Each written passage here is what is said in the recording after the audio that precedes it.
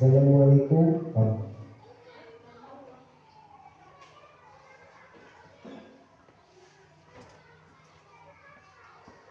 Energi dari baterai, coba kalian dengar dan perhatikan ya. Warahmatullahi wabarakatuh. Selamat datang di channel Gas Eco. Pada video kali ini saya ingin membahas prinsip kerja baterai. Tetap diperhatikan baik-baik. Baterai adalah sebuah alat yang dapat merubah energi kimia yang disimpannya menjadi energi listrik dan dapat digunakan oleh suatu perangkat elektronik. Hal ini dikenal sebagai reaksi elektrokimia yang diperlukan oleh fisikawan Italia yaitu Von Alessandro Volta. Mr. Volta pertama kali menemukan proses ini pada tahun 1799 ketika dia menciptakan baterai sederhana dari bola logam dengan kardus atau kertas yang direndam dengan air. Berdasarkan desain asli dari Mr. Volta, hingga sekarang riset dari para ilmuwan pada baterai belum berhenti untuk melakukan inovasi pada sistem baterai ini. Saat ini hampir semua perangkat elektronik yang portable menggunakan baterai sebagai sumber listriknya. Contoh, handphone, laptop, komputer, ataupun remote control. Dengan adanya baterai, kita tidak perlu menyambungkan kabel listrik untuk dapat mengaktifkan perangkat elektronik kita sehingga dapat dengan mudah dibawa ke mana-mana. Arus yang keluar dari baterai adalah arus ke arah atau direct current atau disingkat dengan DC, sehingga kutub positif dan kutub negatif baterai tidak boleh terpasang terbalik. Kapasitas baterai dalam mensuplai arus listrik menggunakan satuan mAh atau miliampere hour. Misalnya baterai dengan informasi 3000 mAh, artinya baterai tersebut dapat digunakan untuk memasok arus listrik sebesar 3000 mA atau 3 ampere selama 1 jam atau 6 ampere selama setengah jam atau 300 mA selama 10 jam.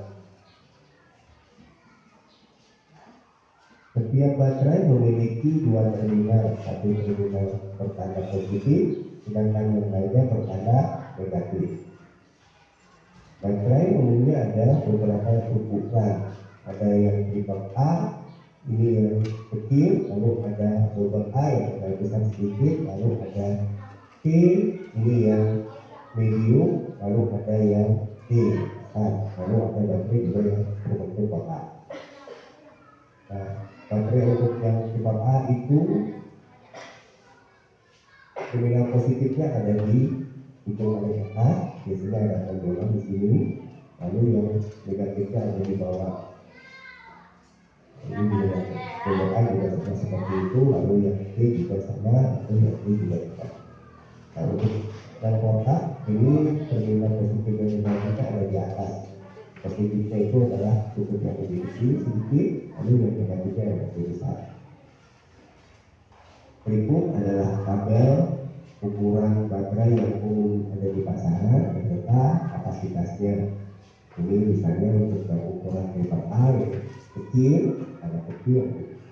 Ini kapasitasnya ada yang 540, ada 1200, itu yang 800 sampai 1000. Ukuran dimensinya ini dalam ukuran milimeter, ini diameternya 10,5, tingginya 44,5. Kalau yang double A ini lebih kapasitasnya lebih besar. Ini dari yang 1100, 2700, 3000 dan sebagainya. Sedangkan ukurannya adalah 14,5 dikali 40,5.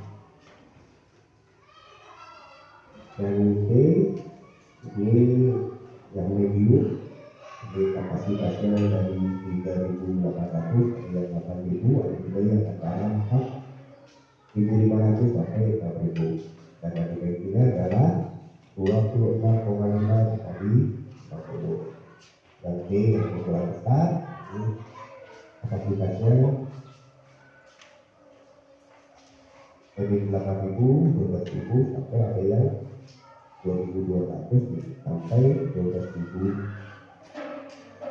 Dimensinya diameternya 34,2 kali 61,2. Lalu ada yang baterai kotak, ini yang 9 volt, kapasitasnya ini ada 400, ada 565, ada 120, ada 175, atau 300. Panjangnya 2,5, lebarnya 17,5, sedangkan tingginya 48,5. Bagaimana menghubungkan baterai dengan rangkaian elektronik? Nah, bisa dilihat seperti kata ini rangkaian elektroniknya dengan menggunakan lampu. Jadi baterai ada kutub positif, ada kutub negatifnya. Jadi kutub positifnya akan dihubungkan ke kutub positif rangkaian elektronikanya. Sedangkan negatifnya akan dihubungkan ke rangkaian ke kutub negatif dengan elektronik. Kalau terbalik, ini biasanya nggak mau nyala, ya harusnya tidak akan bekerja.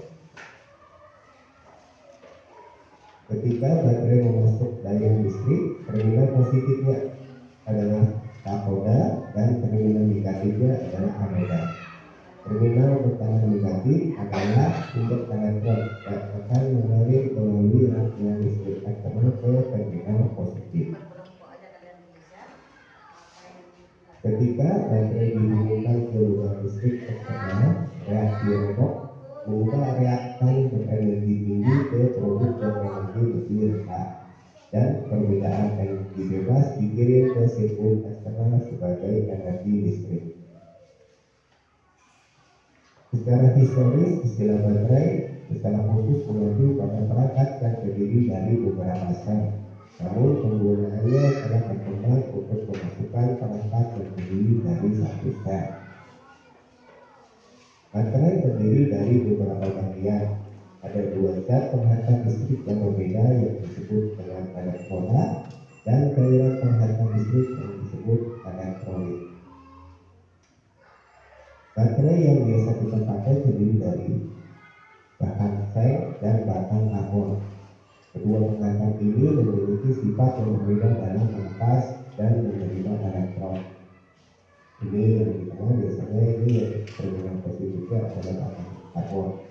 Sedangkan bodinya atau pembungkusnya ini adalah sel berbahan seng. Nah, ini sebagai anodanya. Dan di dalamnya ada pemisah antara kutub positif dan negatifnya. Lalu di sini dalamnya ada juga pasta elektronik. Lalu ada juga campuran karbon dan NO2. Adalah zat yang lebih mudah melepas elektron daripada batang karbon. Akibatnya saat baterai terhubung dengan rangkaian listrik, elektron dari karbon akan mengalir ke rangkaian melalui kabel atau kawat hingga akhirnya kembali ke baterai dan mencapai batang karbon. Batang karbon sangat sulit bereaksi. Elektron yang berada di permukaan batang karbon akan digunakan oleh elektrolit untuk menjalankan reaksi kimia. Semoga video ini bisa bermanfaat. Wassalamualaikum warahmatullahi wabarakatuh.